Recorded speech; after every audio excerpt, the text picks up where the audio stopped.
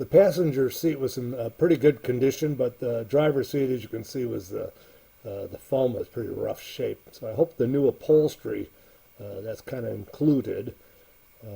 When I got it, it did have a seat cover on it instead of upholstery, and the foam was always falling on the floor. And over here, while we're at it, my Studebaker Hawk in the background. The old Atterbury, that was Robert Redford started in the natural with that one. This one had a cameo appearance in The Lady in White, starring Lucas Hans. What I'm showing you this is my vehicle. My Studebaker came with this jack, which I'm pretty sure is an original, but in good condition. This jack was in my reference Studebaker, but boy, look how gross this is. Somebody brazed this. They kind of they welded another plate on here. I think that was rough. Looks like it's rusty here. And also, it's now this does turn. Look like this is a bent. It's straight, but it's sprung. I don't know if you can see it. The little gears don't line up. I'm pretty sure this is an original one. I think I'm looking through my different reference books. It looks like it's got this style here. So, well, I'll take a look. That's way down on the list. But at some point, I'm going to restore this. Sandblast it and weld another plate on there. Study up on it some more. And while we're also at it, I found this would be of a little interest if you're into this Avantis. After I sanded off the silver paint, got these all prepped up nice. I'm going to paint them a nice black enamel, even put a little clear on them. You'll never see it, but I did take a measure very faintly. I can make these. Oh, I didn't do right here. It looks like 790 number 1 R. Might be an L. It might look like it's kind of hard to see, and a B, and this kind of looked like an odd. But before I paint over it, I thought I'd get that out there. The other seat, by the time I took the silver off, I could barely make out there was something written on the bottom of the seat. And so I was just wondering what that was. Out there, has anybody really researched this markings on the bottom of these seats? So I recorded that before I go painting over it. See all those little nails? I got them nice and smoothed out. But it worked pretty good by just knocking them off with the screwdriver and hammer. But I got them looking pretty good. And, I am going to paint my tracks black as well. It's difficult concentrating on just one particular aspect of restoring a vehicle sometimes. Like I like to work more on the engine of the Studi, but I'm waiting for the valve covers. They're chrome in those. And then I'd like to start to put on my power steering unit. Started to put that on yesterday, and it was missing this bolt. I don't know if I already did this or not. So and I guess they have to there's a guy that machines these up for Studebaker International. So they call it the pump mounting bolts, which Huber and Gomer put it back together. Either lost it or didn't know what it was. It's a combination bolt for the water pump, and it's a pivot for the steering pump, so I'm waiting for that. And then, what was the other things that are going on? So anyhow, and I have the seat cushions ordered for it through Studebaker International and Myers, two different suppliers. They both had an older gentleman that used to, make these up and for those two suppliers, but he's retired from it now. So now Studebaker International has another individual that's creating these seat covers, the buckets in the back. $900, so I'm waiting for those. But so you can see mine with bad shape there. I'm going to show you the bucket seats in a little bit. So I'm kind of getting these ready for when they do come to, for when that arrives. Interesting, I noticed, again, they use that really thick brown primer. Isn't that how that, on a lot of vehicles. So far what I've done is remove these, they call these like hog clips. I got them in the jar. I already taken them off the front, the bottom and the top. See there? Okay, I've already removed all those. These nice side cutters I got. These were good for that kind of thing. So I went all the way around, peeled them all off. See this? Getting it ready. I'm not going to take it off yet, just getting it ready. And I probably will give that a shot of black paint. I don't know why. I don't like that. It looks like rust, but it's not. It's a primer. So I did the same with the bottom one over here the other side of the room. The bottom of the back seat wasn't too bad a shape, but we're going to recover. Same thing. I like when it kind of pleated like that. See how it kind of... So that was a pretty good shape, the top one, is it? And though Studebaker International does supply, do have somebody that recreates those covers. I hate to call them covers because they're just covers. I'm hoping they're going to, it's not a seat cover, it's the actual seat. Now here I had to order this. I don't think they offer hog ring kit, they call this. They don't offer that through Studebaker International. I don't believe so. I didn't see it in their magazine because they don't have a lot of upholstery. But here's my book here. I got this, my Ford truck book. Ooh, oh, LMC, down there, see it? I have a 71 Ford pickup. When I put new seats in my pickup, hopefully I'm going to be able to reupholster my seats just because of saving money. I like money, but be able to say I did it myself. Somebody did put a new carpet in the vehicle. At the time that they did that, it looks like it was a little tacky. They painted the bottom of these silver. And these are silver. I've already kind of wire brushed them and cleaned them up. But I'm going to go ahead and I am going to paint the bottom of these seats black. The rails were in pretty good condition, but yeah, they were a little rusty on the very ends. Were bolted to the floor. I don't know. I just like I'm going to paint them black, but I want to do with the nice black enamel. So I'm going to prime them and then paint them black. I don't know why they had this spring on there. Look how gross it is. It's like for a screen door. They had that on here to this here. But these are already kind of spring loaded. See, they're going to build in spring. You can't see it. It's on the inside. I don't know why they put that on there. It's only on one side.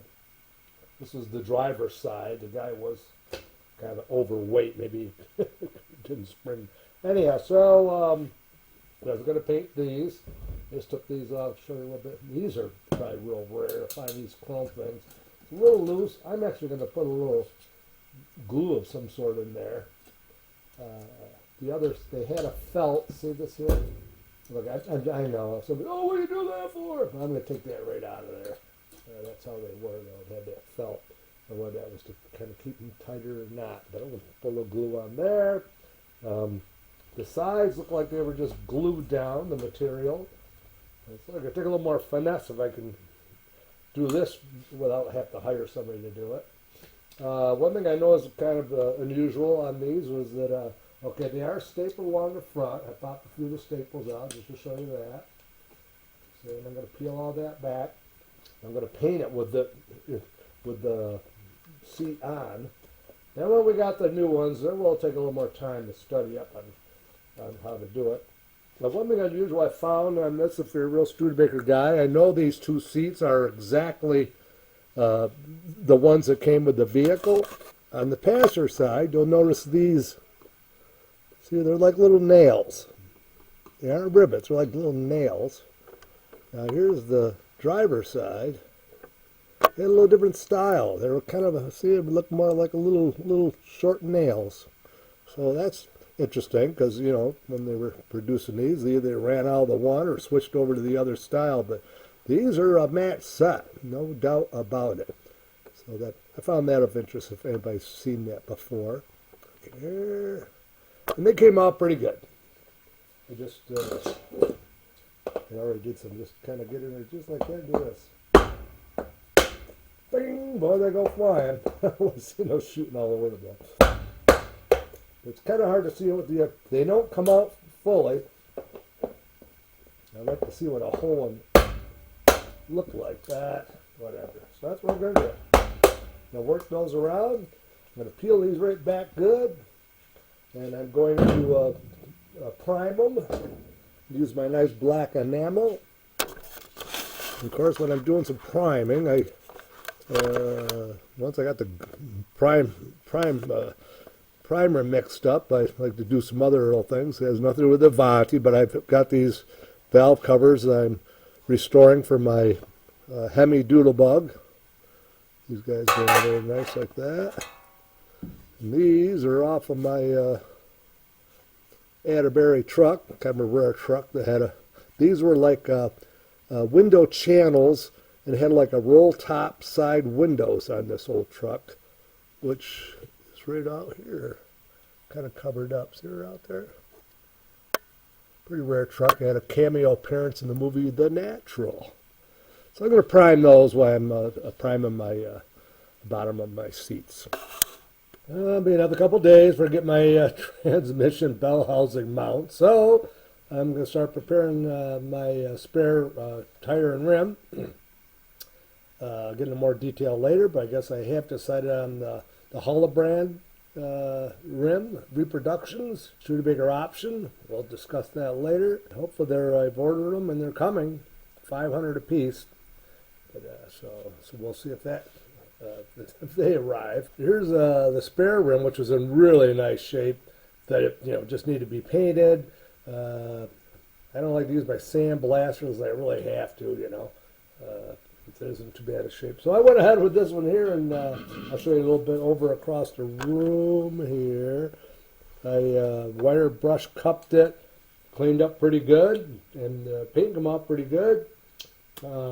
And I did use this little torch to warm up some areas that were kind of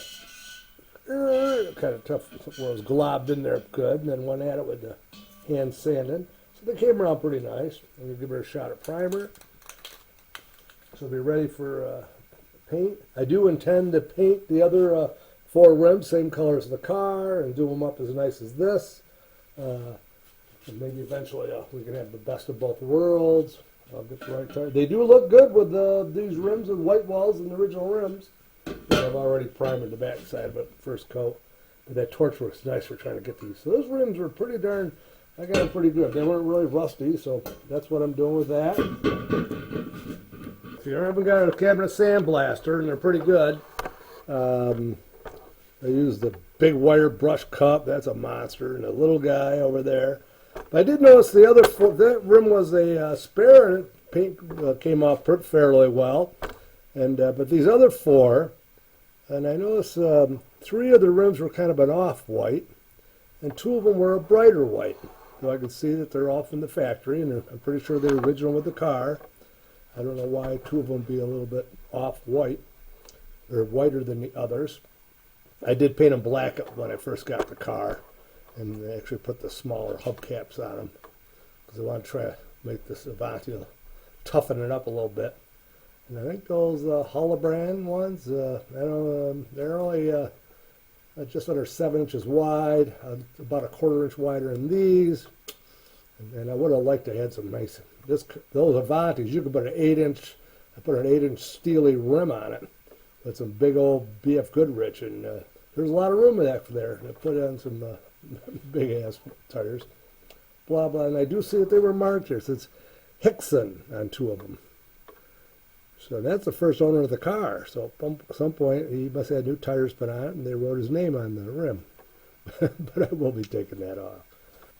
So I tried cleaning these up the same way, but these,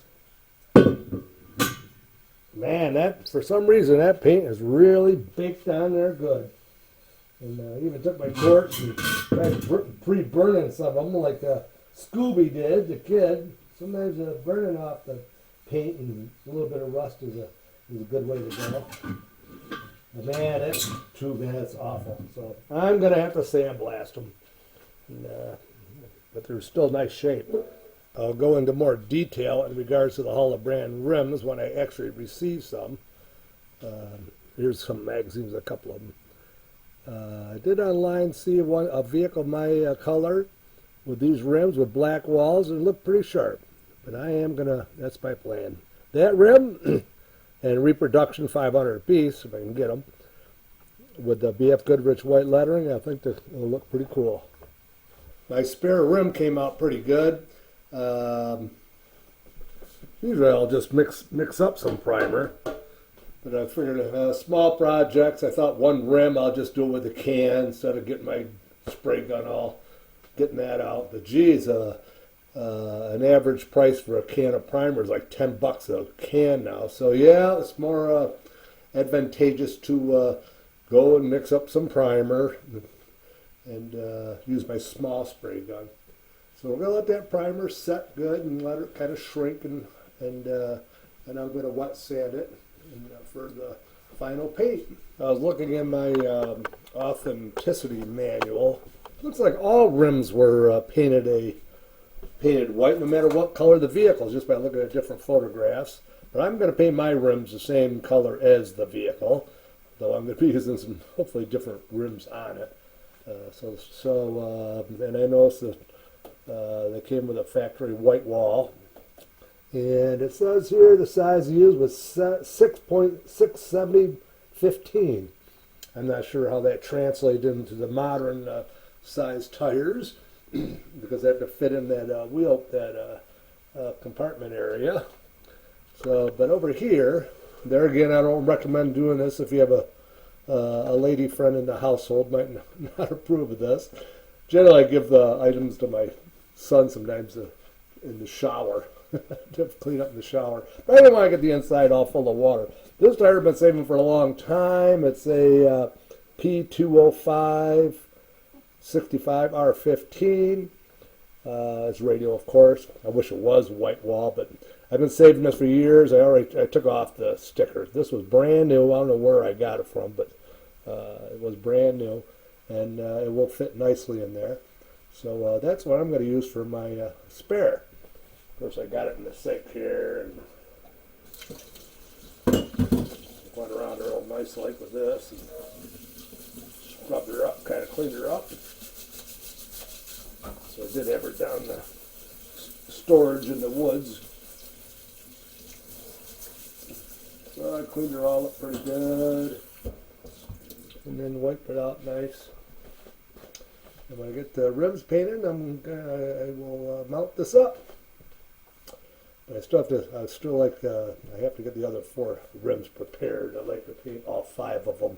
Well, I have finally resolved all my engine and transmission mount issues. Even though I had all the transmission mount bolts loose and the engine motor mounts loose, cross member, 4 bolts on each side loose, my issue was I could not get this bolt to line up, and you don't want to strip up in there. So if the other end of the mount was through the cross member, I just could not, it would not line up. So finally, after resolving all the other issues with the mounts, which I'm going to show you in a minute, the only way I finally got it to go in was simply the cross member.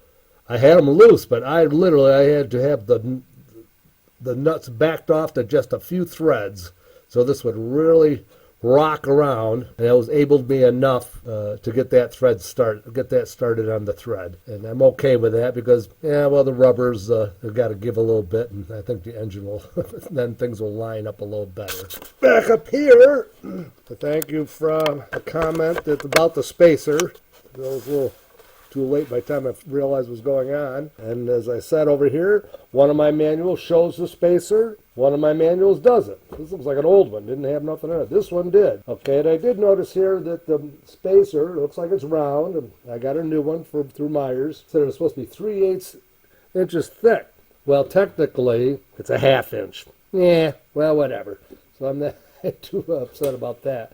One thing I don't like is pretty cheesy. If that's what they use from the factory, it's pretty cheesy. Now, of course, I had to order another set of motor mounts because I cut it off, not knowing I needed more length for this, because I would run out of threads, but I didn't like how long they were. So that's crap. That'd be the driver's side one, never to be used again. The other one could be used because that side doesn't have a spacer in it. That said, I think it's pretty crappy. Look at this, how it doesn't even. This isn't utilizing the whole surface of that bottom of the mount. It'd probably be all right, but they should have had something. They actually should have had a square one in there, a spacer. So guess what? Jack Benny in Rochester spent a lot of time going through these washers for the front motor mounts, which are over here. I think I already showed you. There was one that was on the car. Gomer and Goober put the wrong mount in. I ordered the wrong ones, thinking they were the right ones. So they're all crap. I just soon throw them out because I don't want to put them in my, throw them in the parts with my reference Avanti because I don't want nobody to have that problem again. So I'll probably throw those right out unless somebody wants those. Get a hold of me because I'm throwing them out because I don't want anybody have a problem with those. Unless it was now I see it was an R3 or something they fit. How many of those are out there? But the only thing I'm going on about is I don't like that spacer. Now I know what the problem was.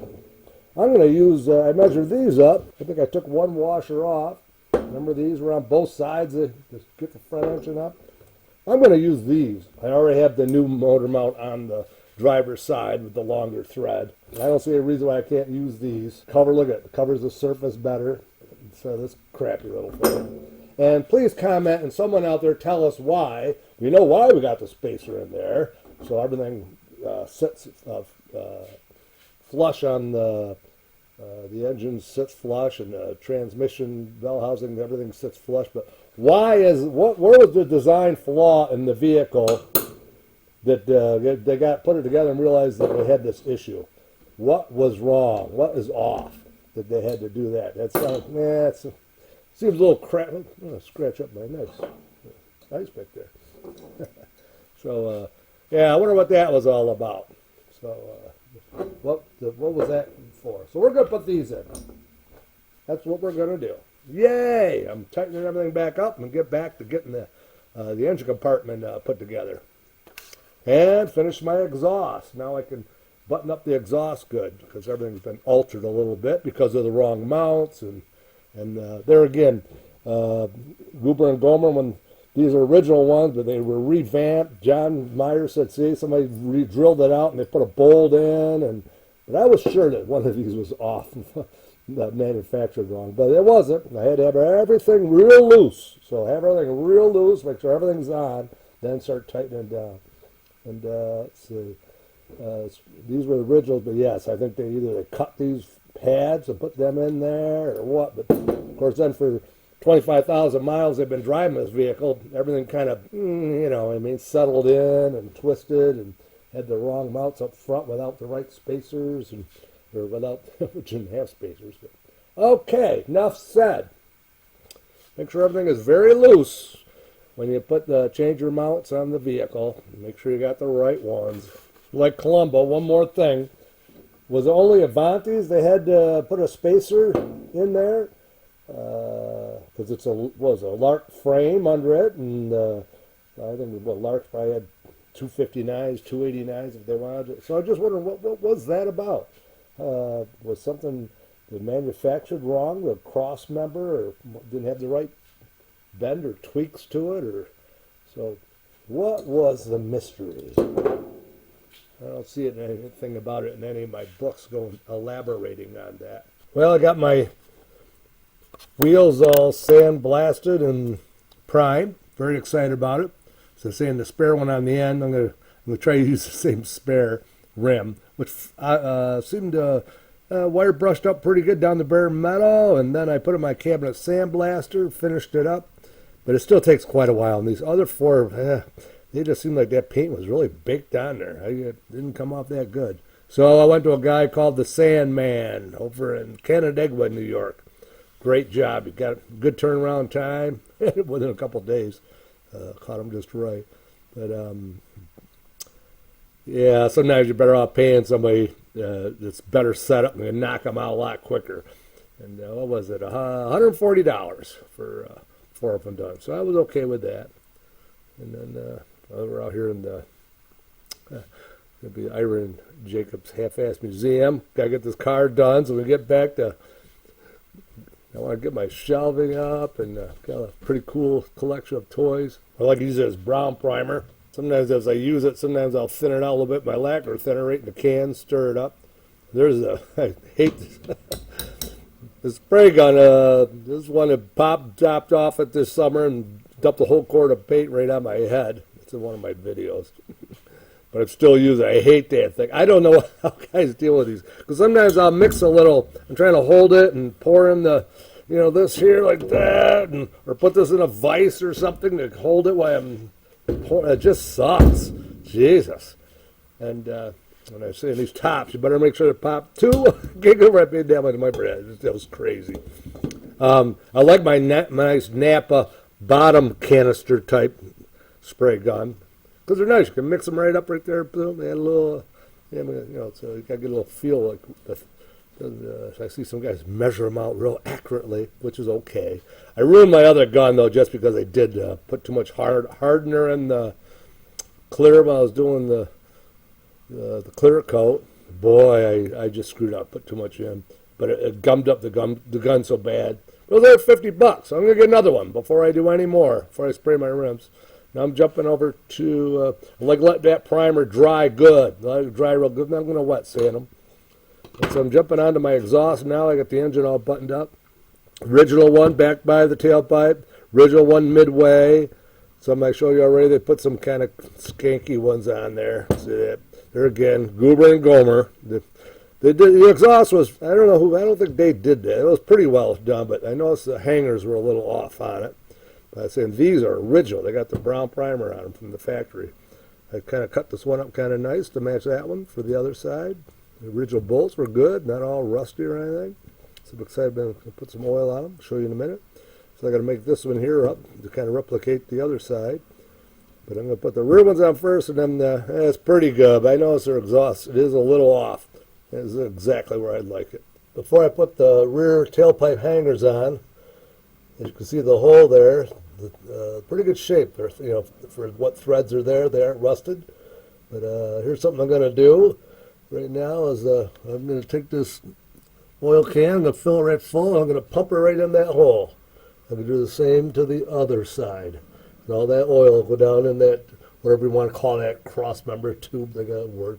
Anyhow, as you know, I guess they get bad, and my reference vehicle, the guy I think's got a brand new one ready for it. And when I get this car done and running, and I feel confident, I will then use this spray gun here, undercoating gun. I'll put in a gallon of new motor oil. I'm going to pump it right into every orifice I can find on the frame. It's going to be a little messy down here. I'll lay down some tarp. I'm going to undercoat, not on the outside, but I'm going to pump the insides of them real good. That'll kind of help preserve inside the pipes. I know.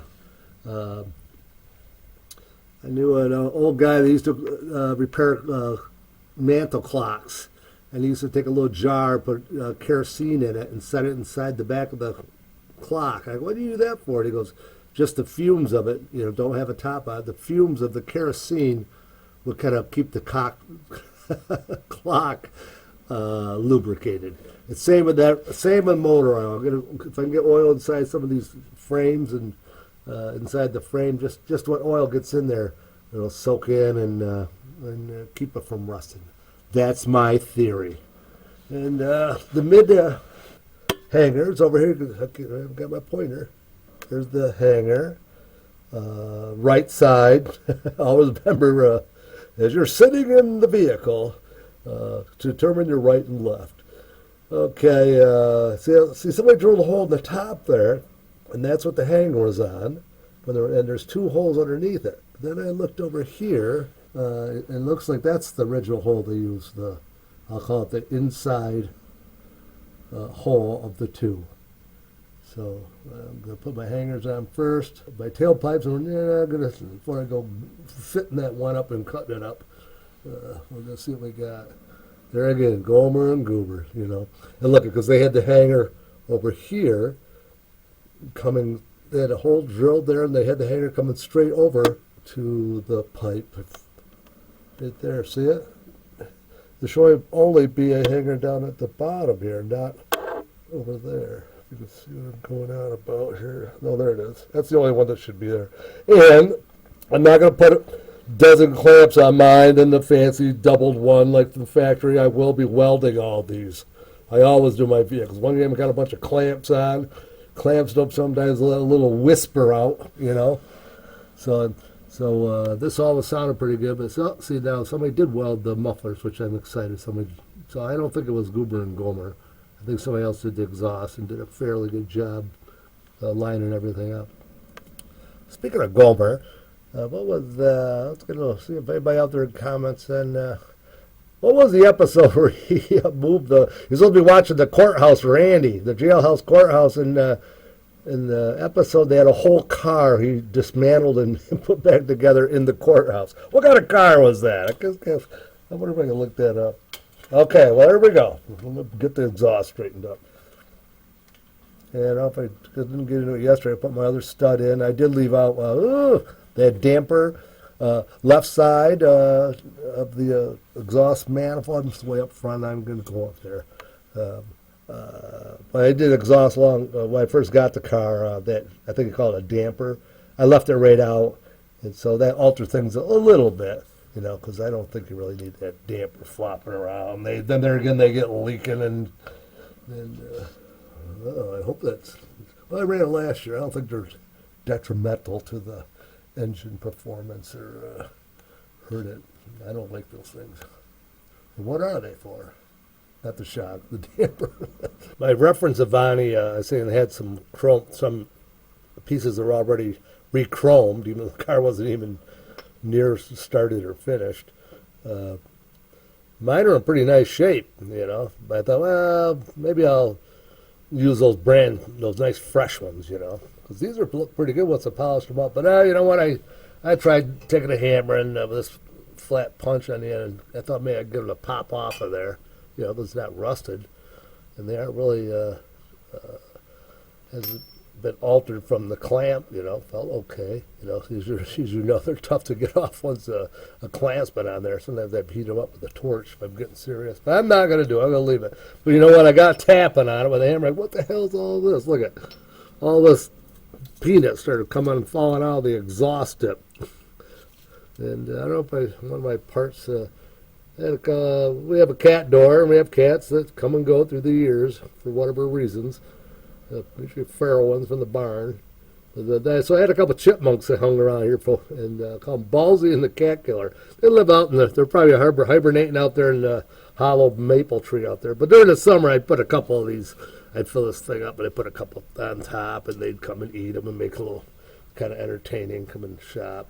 But that's what they do. Sometimes they store it in here in the shop. I find them later on. I feel sorry for the boys, though. Is that our new black feral cat? He's a chipmunk. He's has wild instincts, so I feel bad for the chipmunks. I hope they find a place next door to the neighbors. All right, I have to show you what the things you're running into. Look at that, funny how that come out. I don't think it's stuff full, just a few of them. Oh yeah, and they've eaten them too. They stored them in there, and then they ate them at one time here, probably in the fall. I think it's so weird how the deer just kind of hang out. They don't even, it's looking at me. They're like, I don't know, is that human guy cool or what? All right, I just get off on seeing how tame the deer are, so to speak. Hey, what's going on over there? Huh? Come here, baby. Well, he's still cautious, though. He's still, hey, well, don't trust these humans. That's right, buddy. Don't ever trust a human. Unless you really need them. On the way back from the city the other night, between Hemlock and Lima, some girl hit a big buck. She pulled over, and I pulled over behind her. Poor thing. It was right in the middle of the road. Boy, big old rack on it, too. 8 or 10 pointer, not exaggerating. Felt bad. He was snorting, but it must have broke his rear hips. Darn it! I kept pushing him in the butt and made him kind of wiggle across the road, so he wouldn't get run over again. Poor thing. Sheriff showed up. I'm assuming they put it out of his misery, but I felt sorry for the old boy. I was like, he put up with me till I got him out of the road. Well, I'm got all my hanger clamps in place, exhaust the way I want it. Pretty close to perfection, because it's tough lining up those rear tail pipes so they look right where the chrome extensions come out. So I'm going to go ahead and weld all my connections, and pretty proficient with arc welding, but my nephew brought over the Uh, it's a MIG welder, is that what they call them? I have used it before when I welded a new front end on my 85 BMW E30, the infamous Agent 99. So it's been a while. So I did a couple of practice welds on this pipe here. My nephew helped me get her adjusted in. And I'm used to this my old grandpa freaking helmet I've been using. But you got all these fancy pants. I go, wow, look at that there. You can, so it's cool. I haven't got to flip her up or nothing. How long have I been making these here? So I can't wait to try that. Well, I did try it out. Works pretty good. And there we go. And I'm not a slave to fashion. I'm always tearing up clothes. Coveralls are too hot, heavy. I really like these pants. Actually, they were clean. Whoops. Don't show them. It's okay. So I got to do a lot of crawling around. So this is the last time I'm going to be wearing this outfit. Getting tore up. So let's get all the connections welded up the best I can. The MIG welder is quite helpful. For one, because you can weld it. It doesn't have flames all over the place. But unfortunately, it still doesn't. It hindered me from getting around the pipe as far as I can. In fact, I got a little more to do. So here's what I did. I got this nice piece of flashing. See over there, we're got watch out for my fiberglass body is what we're worried about, and not so much about the paint. And so yeah, so I'm back to using my old brazen tip, good old-fashioned coat hanger days.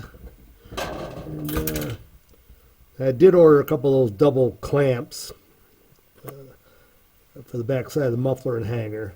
They're pretty good clearance on them. I mean, they're pretty tight, and because it would be tough to kind of gas weld around those with the brazen tip, even though we aren't using brass.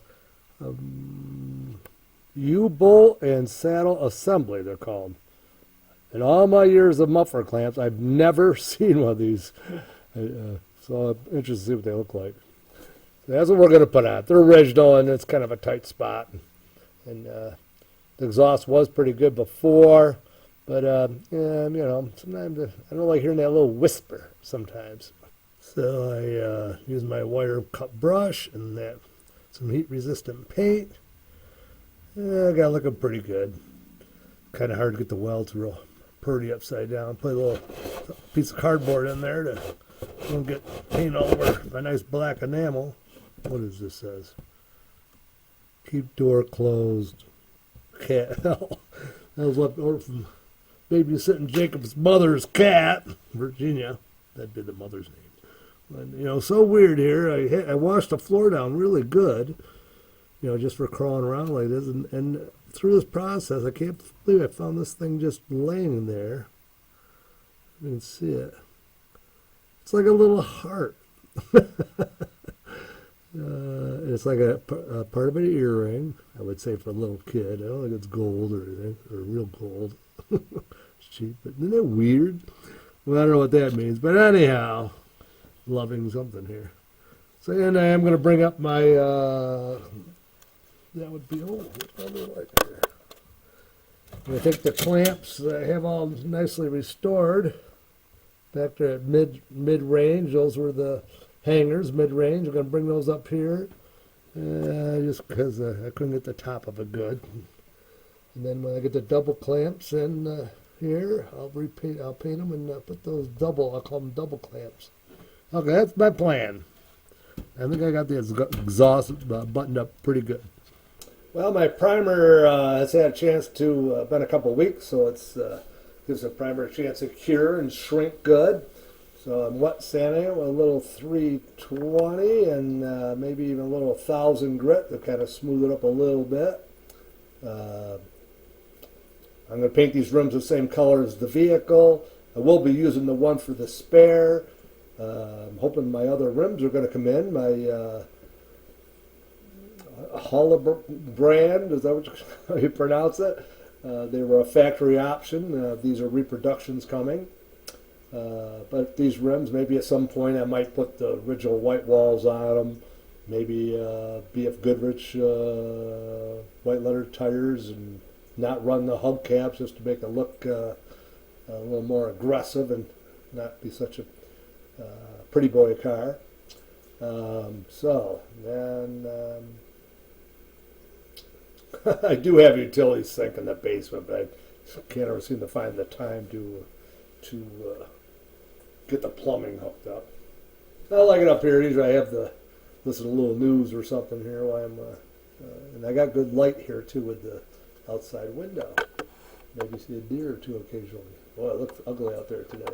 My exhaust system is done, except for I'm waiting for those double U clamps. So I'm going to go ahead and I'm excited putting my drive shaft in. Doesn't it look how nice that looks, huh? I didn't have to sandblast it. It wasn't rusty. I just cleaned it up and painted it. When I do a drive shaft, there's the little caps, the cups here. I usually put a little gob of grease in each one of those. Put them on the universal. Then I'll put a C-clamp on there or put it in the vise. And I like these universals that are on it. Feel pretty good. And they've got grease fittings, and then I'll pump some grease in there after the caps are on. And same with the other end. I'm going to grease it good before I put it on the vehicle.